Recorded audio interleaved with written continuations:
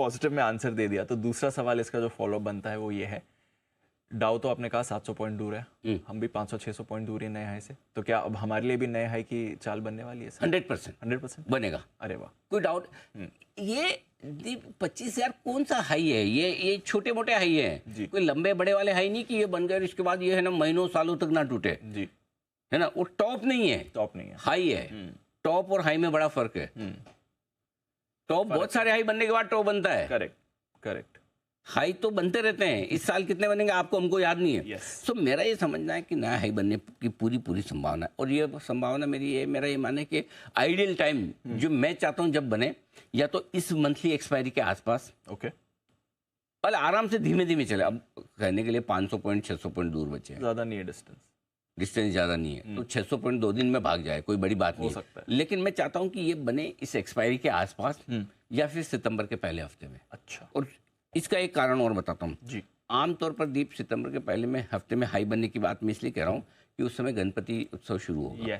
और अब तक का ट्रैक रिकॉर्ड है, कम से कम पिछले 10-12 साल से तो मैं ट्रैक कर रहा हूँ, एक भी बार गणपति उत्सव ऐसा नहीं किया जो शुरुआत से लेकर अंत के बीच में नेट आप पॉजिटिव रहते हैं। करेक्ट। गणपति की शुरुआत होने के पहले और गणपति का समापन तक, विसर्जन अनंत चतुर्दशी के दिन आप हमेशा मार्केट को ऊपर देखते हैं। और इस बार भी कोई ऐसा कारण मुझे नहीं लगता कि जिसकी वजह से ऐसा ना हो। करेक्ट, ना हो। अब इसमें आप बोलोगे यार ये क्या रिसर्च है, ये क्या लॉजिक है, तो हर जगह लॉजिक लगाना जरूरी है। क्यों जरूरी है लाइफ में? कभी तो लाइफ में कोई चीज बिना लॉजिक के भी करो।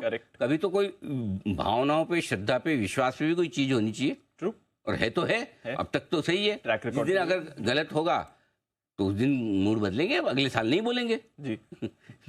बराबर ना? हाँ, अभी तक तो चल रहा है ना, चल रहा है। आप खुद दूसरों पे भरोसा मत करो, खुद उठा के देख लो रिसर्च।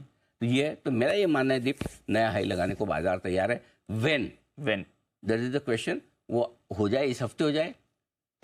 मैं चाहता हूं आइडियली एक्सपायरी के आसपास हो, मंथली एक्सपायरी के आसपास, और उसके बाद सितंबर के पहले हफ्ते में, 1 सितंबर से लेके हम 7-8 सितंबर तक जो हमारा उत्सव चलेगा, वैसे तो ज़्यादा आगे तक चलेगा, चतुर्दशी तक, वहाँ पे दीप हमें लगता है कि बढ़िया तेजी होनी चाहिए, बढ़िया तेजी होनी चाहिए। ठीक है, तो चलिए, इनफैक्ट फेस्टिव सीजन शुरू हो गया, तो वैसे भी फेस्टिव सीजन, एक तो गणपति में तो आप देखते हैं मूव आता है, बट फेस्टिव सीजन में भी हम हर फेस्टिव सीजन पे बुलिश नहीं होते।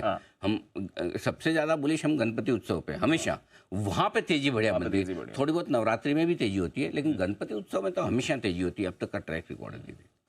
और अब से 3 महीने फेस्टिव सीजन की मूव। अरे बढ़िया है, सब बढ़िया, सब चंगा है, सब बढ़िया। चलिए, तो अच्छे नोट पर आज के ट्रेड सेटअप को समझते हैं, शुरुआत करते हैं आज के सेटअप। जी हाँ, बिल्कुल सिंपल है दीप। बाय ऑन डिप्स की स्ट्रेटेजी रखनी है, गिरावट में खरीदारी करनी है, और बीच में एक बार हम आपको बोलते भी थे कि पहले सपोर्ट लेवल पे नहीं, इंपॉर्टेंट सपोर्ट लेवल पर खरीदो।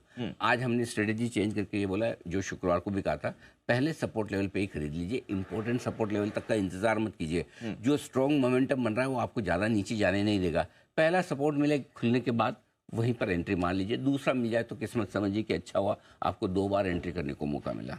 ठीक है। निफ्टी के लिए 24,315, 24,425 अब आज के लिए अच्छा एंट्री पॉइंट। अगर गलती से इस रेंज में आए, वैसे आना मुश्किल है, अगर आए तो ये रेंज में लेना ही लेना है।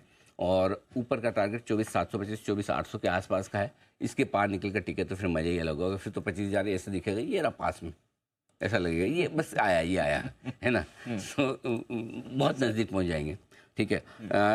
बैंक निफ्टी के लिए 50,000, 50,200 अच्छा एंट्री पॉइंट अब आपके लिए हो जाता है। और ऊपर में 50,975, 51,175 यहाँ तक जाएगा। इवेंचुअली मुझे लगता है 51,350 तक की यात्रा बैंक निफ्टी करने के लिए तैयार है। और बैंक निफ्टी थोड़ा बेहतर और मजबूत होना चाहिए। शुक्रवार को फर्स्ट हाफ में दिखा भी, सेकंड हाफ में थोड़ा ठंडा हुआ, लेकिन आखिर में वापस बैंक निफ्टी भी अच्छा मजबूत होकर बंद हुआ। तो कहीं ना कहीं निफ्टी को सपोर्ट देने के लिए बैंक निफ्टी तैयार हो रहा है, निफ्टी को सपोर्ट देने के लिए आईटी तैयार हो रहा है, क्योंकि ग्लोबल चिंताएं कम हो रही है। निफ्टी को सपोर्ट देने के लिए मेटल एक्स स्टील, स्टील को छोड़ के मेटल पे हम पॉजिटिव हो रहे हैं। स्टील को छोड़, स्टील में मजा नहीं है दीप, नहीं आ रहा, न तो डिमांड है, न प्राइसिंग पावर है लोकल में, ये सब न ग्लोबल में। तो स्टील कंपनी को छोड़ दीजिए। भाव बढ़ सकते हैं, देखो भाव बढ़ना अलग चीज है, पीटे हुए स्टॉक है, मार्केट के मूड के साथ टाटा स्टील, सेल, जेएसडब्ल्यू चल जाए, वो एक अलग बात है।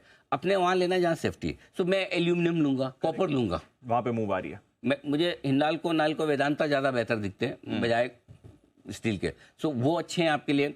आईटी बढ़िया है, बैंक्स आपको सपोर्ट दे देंगे। सो ऐसे में थोड़ा एफएमसीजी, फार्मा ठंडा भी हो सकता है, होने दो। होने दो। और अच्छा दूसरा ये कि अब इस गर्मी में पीएसयू फिर से जोश खाएंगे। अच्छा करेक्शन भी बढ़िया हो के रखा है, तो मुझे पीएसयूज अच्छे लग रहे हैं। तो अपने पास बहुत कुछ है इस मार्केट में जो आपको तेजी कर सकता है, और कुछ ना कुछ नहीं तो सबसे बढ़िया आप मिड कैप स्मॉल कैप शेयरों में तेजी करिए, आराम से पैसा लगाइए। ये सारी आपके लिए राय है।